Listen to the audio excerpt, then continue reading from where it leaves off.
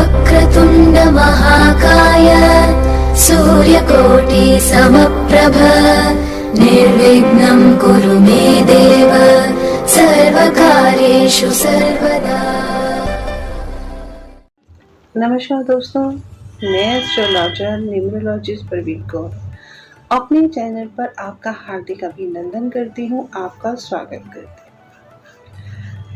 मेरे और मेरे परिवार की तरफ से आपको दिवाली की हार्दिक शुभकामनाएं, आपको और आपके परिवार को। दिवाली का त्यौहार एक ऐसा त्यौहार है जहां हम बड़ी ही हर्षोल्लास के साथ त्योहार को मनाते हैं, जहां रूठे हुए को भी मनाने का एक फेस्टिवल माना जाता है। कहते हैं सारे गिले शिकवे दूर करो, तो दिवाली के दिन आपस में एक दूसरे के साथ कितने भी गिले शिकवे हो वो दूर किए जाते हैं। कहते हैं इस दिन भगवान राम 14 वर्ष का वनवास काटकर अयोध्या आए थे, तो अयोध्या में उनके आने की खुशी में एक त्योहार के रूप में इसको मनाया जाता है। तब से ये हमारे यहाँ एक हिंदू धर्म में प्रचलित है कि हम कार्तिक की अमावस को इस त्योहार को मनाते हैं। अब कार्तिक का महीना बहुत ही पुण्य का महीना माना जाता है और अमावस की रात को हमारे यहाँ बहुत तरह की तांत्रिक पूजाएं की जाती हैं और बहुत सी रेमेडीज की जाती हैं। कहते हैं इस दिन जो काम किया जाता है वो पूरे साल कारगर होता है। जब कोई भी चीज इस दिन करके पूरे साल कारगर होती है तो क्यों ना हम भी अपने घर में महालक्ष्मी का वास सभी चाहते हैं। चाहे वो अमीर है चाहे गरीब है, सब यही चाहते हैं कि महालक्ष्मी हमारे घर वास करें। महालक्ष्मी का आगमन बना होने के लिए हमें कुछ ऐसे टिप्स मैं आपको बताऊंगी जिससे आपके घर में पूरे साल माता लक्ष्मी का आगमन बना रहे। चलिए मैं आज आपको बताती हूँ लक्ष्मी की प्राप्ति के लिए आपको क्या क्या करना है।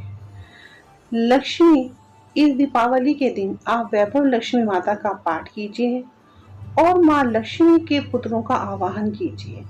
कहते हैं माँ जहाँ संतान होती है वहाँ माँ स्वयं आती है, क्योंकि माँ की कमजोरी होती है उसकी संतान।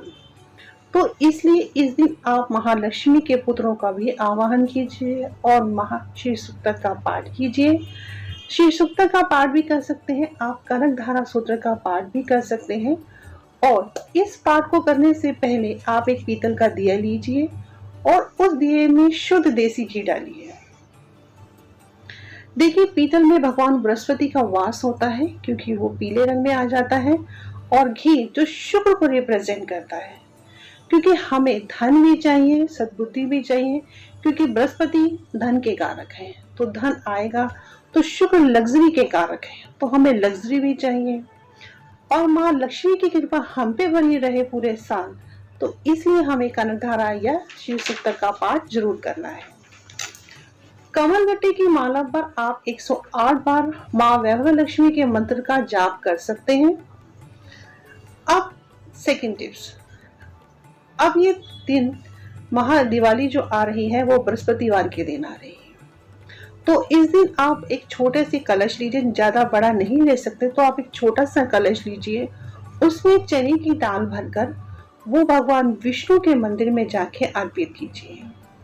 क्योंकि अगर किसी का बृहस्पति नीच का है तो भी उसके लिए फलदायक साबित होगा, और अगर उच्च का है तो भी अच्छा फल देंगे, क्योंकि भगवान विष्णु का दिन है और भगवान विष्णु धन के कारक हैं, ताकि आपके घर में पूरे साल धन का आगमन बना रहे। दीपावली के दिन आप एक काम और कर सकते हैं। दीपावली के दिन महालक्ष्मी के पूजन के लिए आप अपनी पूजा के स्थान पर पीली कोड़ियों का प्रयोग कर सकते हैं, क्योंकि कहते हैं ये भी पीली कोड़ियां भगवान बृहस्पति को रिप्रेजेंट करती हैं और कोड़ियां में महालक्ष्मी का वास भी माना जाता है।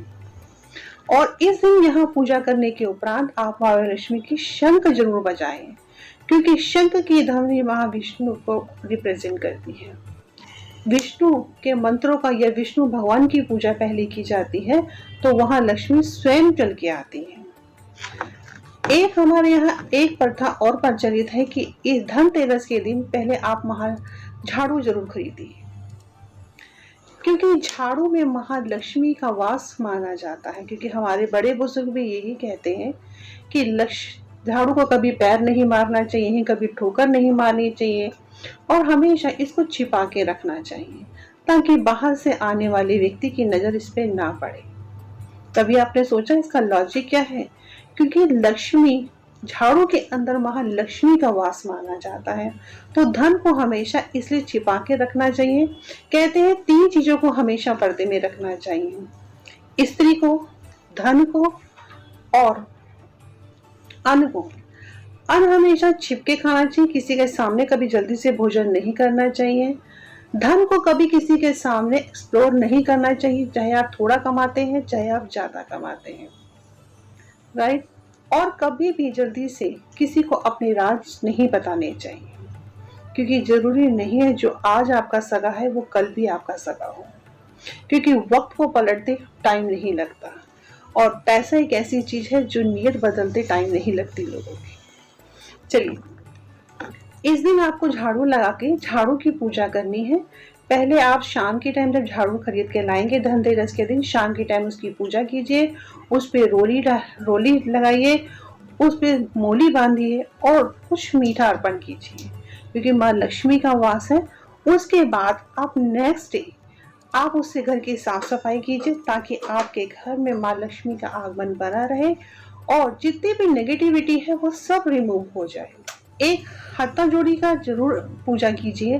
कहते हैं घर में हत्था जोड़ी को लेकर आइए, आपको मार्केट में अवेलेबल हो जाएगी जहाँ पे भी पूजा का सामान होता है। लेकिन इस बात से ध्यान रखिए कि हत्था जोड़ी को देख के किसी से पूछ के लीजिए, क्योंकि कई बार डुप्लीकेट चीजें भी आती हैं आपसे, वो इतनी एक्सपेंसिव भी होती, थोड़ी एक्सपेंसिव भी होती है, आप पैसा भी दें और वो चीज आपको सही रूप में ना मिले, तो इसका विशेष का ध्यान रखिए। अगर कोई व्यक्ति जिसको जानकारी हो उसी के परामर्श से या उसी की सलाह से लीजिए, क्योंकि इसमें डुप्लीकेट चीजें भी आती हैं जो उसका फिर आपको रिजल्ट नहीं मिलेगा, तो आप कहेंगे कि मैंने आपको बताया था, मुझे तो कोई फायदा हुआ नहीं।